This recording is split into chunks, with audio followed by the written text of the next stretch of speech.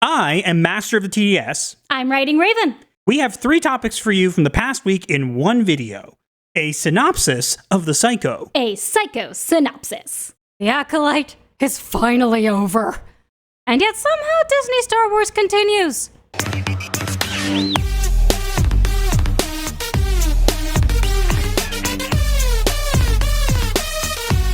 Hey, girlfriend! Guess what? We're getting a season 2 of The Acolyte. That hasn't been confirmed.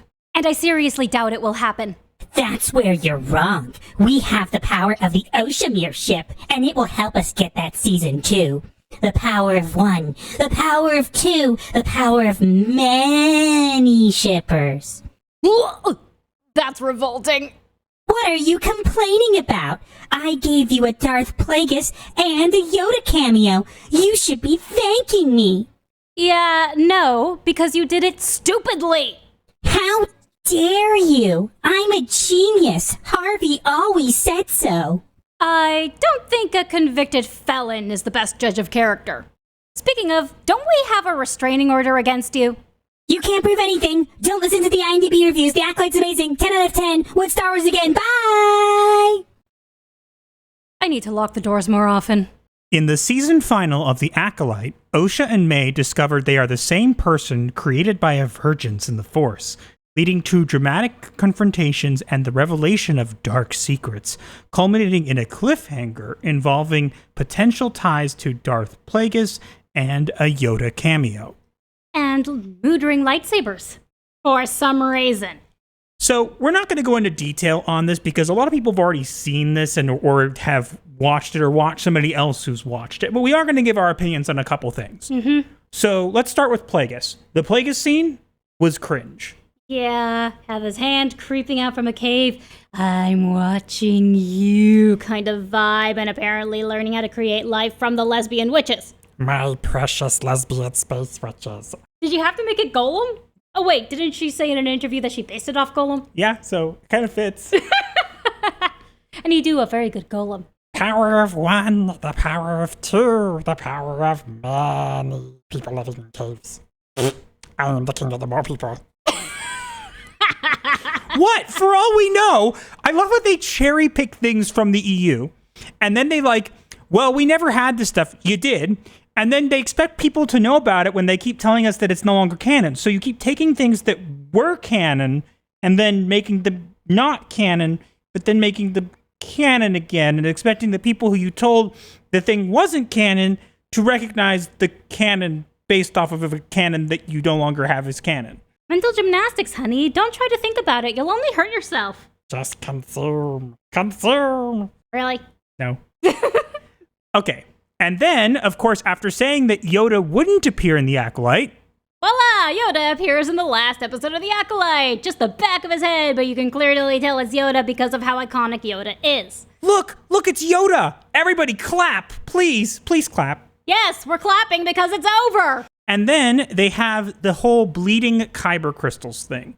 Which is supposed technically a thing, which is how Sith create their red lightsabers, but it doesn't work the way it's shown in this. And people saying, well, she was in direct contact with the crystal, whatever. That's not how that works, regardless. No, they literally just showed the crystal poking out of the lightsaber handle.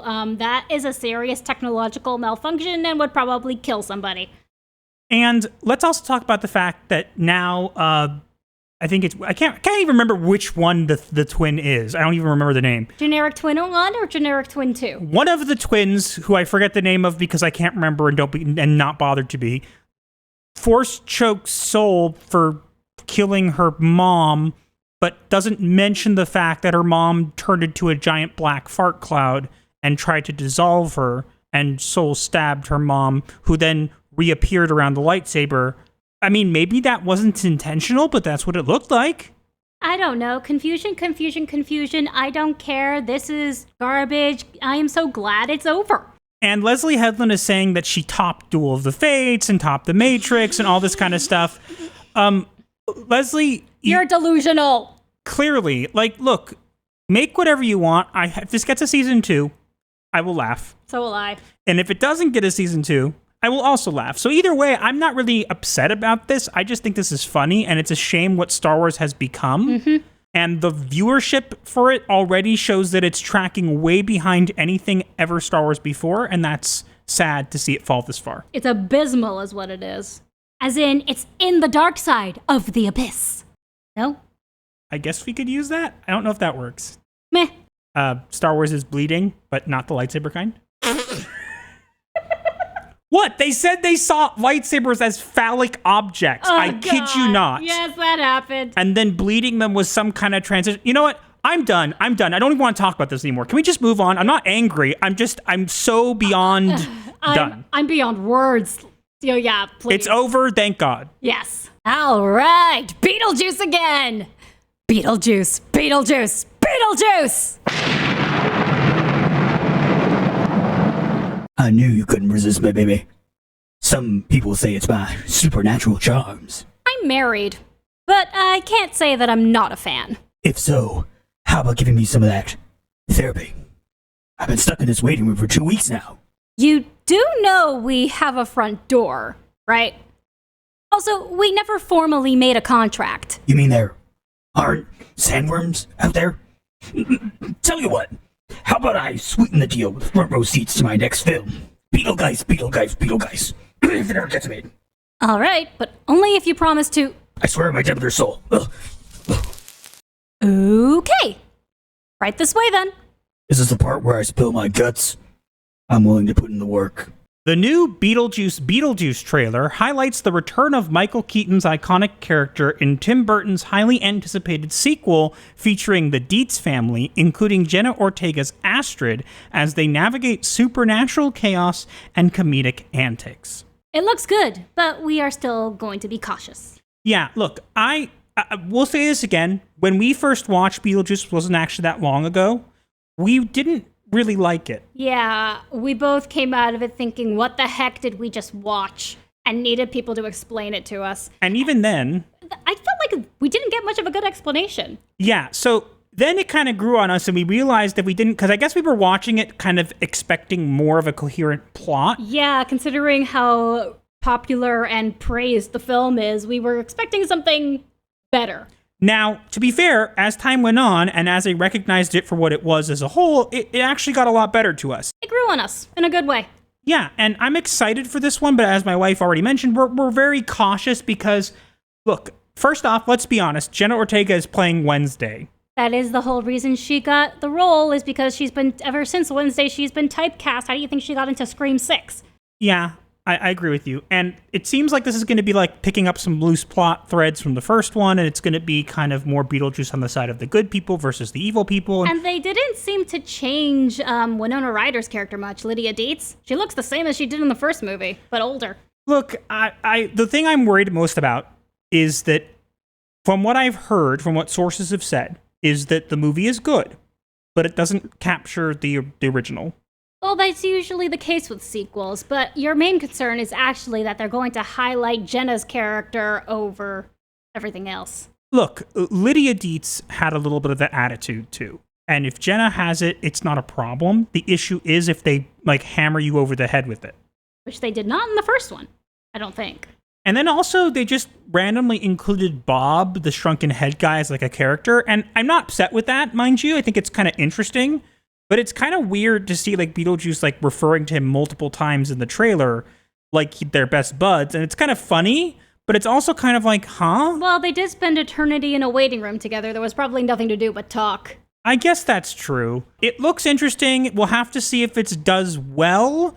We're probably going to go see it and we'll let you guys know what we think. It's one of the few movies I'm looking forward to this year. So I think that might be a ticket worth spending, or two. Yeah, we'll see. All I will say is this. If this is good, then they need to quickly, while they still can, make another one. Make a third and call it Beetlejuice, Beetlejuice, Beetlejuice, because if they don't, it is a missed opportunity. You better be hearing me, Tim Burton. Missed opportunity. You don't want to miss that missed opportunity. Some people were suggesting that they make it 4D and have it include the audience, which would be kind of interesting, but I think it wouldn't really work. I don't think so either. That would be more like an interactive game. Whatever. Anyways, that's pretty much all we have to say. We're excited for it, but we're also kind of worried. There was also like a poster of like climate change scene in it, which again, I'm not too worried about, but we are going to be cautiously optimistic nonetheless. Yes. And lastly is Deadpool and Wolverine. I wonder which of them is coming in. Holy chimichangas on a stick! I'm in a YouTube video! Hey, any cute girls out there watching, call me. I guess that answers that question. What can I do for you, Mr. Wilson? Oh, hello there! I didn't realize we were on a first-name basis. Oh, what's that? I like your apartment. Oh, is that a bird? Does it play on a cracker? Ow! Hey, my fingers are not the crackers! Excuse me, can you not break our fourth wall? We just had it painted! Okay, I'm back, but only because I saw the Me action figure. Do I get royalties for that? I don't think so. I paid for that years ago. Oh well. Hey, what does this thing do? Did you steal our TV remote? Hey to all you guys watching, make sure you get tickets to Deadpool Wolverine, only in theaters July 26th. Wait, what are you... But seriously, call me. The final Deadpool and Wolverine trailer reveals Lady Deadpool, complete with her blonde ponytail, and hints at the involvement of the Deadpool Corps, a multiversal alliance of various Deadpools, as they joined forces in this first Marvel Studios X-Men film. I thought they were called the Deadpool family. I don't know exactly what their title is. I'm excited for this. Me too. However, I do have some concerns. My concern is that Lady Deadpool isn't curvy enough. I'm Okay. sorry, I wanted to say that online, but I also didn't want to get flack for it online, so I didn't actually say it online. But since it's only our video, I'm going to say it in our video. She's not curvy enough. You do realize our video gets uploaded online, right? Not everyone actually watches it all the way through, especially our haters. That's true. What I'm concerned about is I getting tired of multiverse.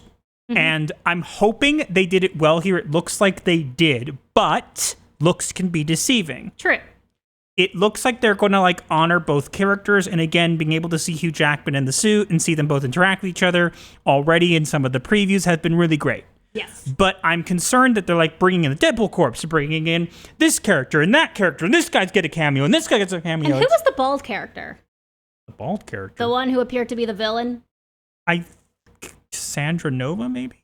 I don't know, because I didn't recognize it. I didn't recognize that one. Honestly, it reminded me of the Ancient One. I was thinking the exact same thing! It looks like the Ancient. I'm sorry. It I'm looks not like Tilda sorry. Swinton's Ancient One! I'm sorry. I'm not sorry.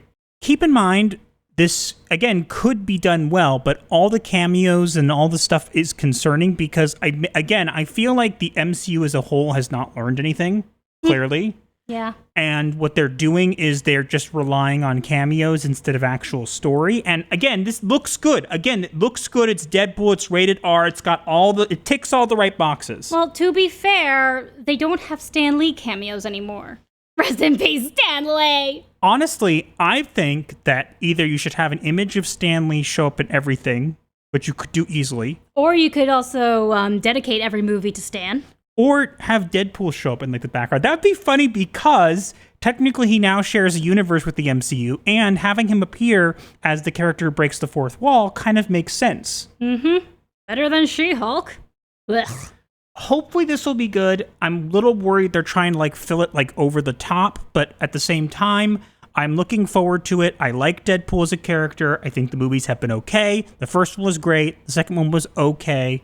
A lot of people forget the one thing about the second one, which people don't like it as much, but what I like is their inclusion of Juggernaut, which I'm pretty sure was played by Ryan Reynolds as well. It was? I'm pretty sure. I don't remember. I remember reading that somewhere, but I also remember the song for Juggernaut, which we can't repeat here. Just go look it up. It's quite funny. I also saw something about how Vanessa's ghost may have been a representation of Lady Death. Okay. I maybe. I mean, how can you have Deadpool without death? How did they have Thanos without death? Fair point, which was a really dumb idea. It did work, and again, maybe we'll see this works. Again, this is just going to be a blip on the radar. I don't see this reviving the MCU. It will do probably okay. Maybe we'll do great. I hope so. But it is something I'm looking forward to, and I kind of feel like from there, the MCU needs to be put on ice for a bit, but that's never going to happen. Yeah. Rest in peace, Marvel. And Stan. And now it is time for the diagnosis of the week. where we compare the events of the week to a mental illness. Because Hollywood is full of them, and you should be aware. And we have an interesting diagnosis for this week. Do tell. The diagnosis for this week is survivorship bias. Please explain. So survivorship bias is a cognitive bias that occurs when people focus on successful examples while overlooking those that failed. This can lead to an overly optimistic belief in the effectiveness of a strategy or decision, as failures are ignored or unseen. In relation with today's topics, with Star Wars The Acolyte, survivorship bias is apparent as the creators focus on high-profile cameos and deflect criticism, while ignoring broader fan dissatisfaction and unresolved story issues, creating an illusion of success by emphasizing popular elements rather than addressing the series' underlying flaws. With Beetlejuice, survivorship bias is evident as the focus on the film's nostalgia and familiar characters may overshadow concerns that it might rely on modern tropes and fail to live up to the original's unique appeal, despite any potential quality of the new film. And with Deadpool and Wolverine, survivorship bias is evident as the excitement over cameos and multiverse elements may overshadow the concern that these features won't address broader issues within the MCU, making the film potentially just a brief, isolated success rather than a solution to the franchise's overall challenges. And that's why we feel this is a great diagnosis for this week. Agreed.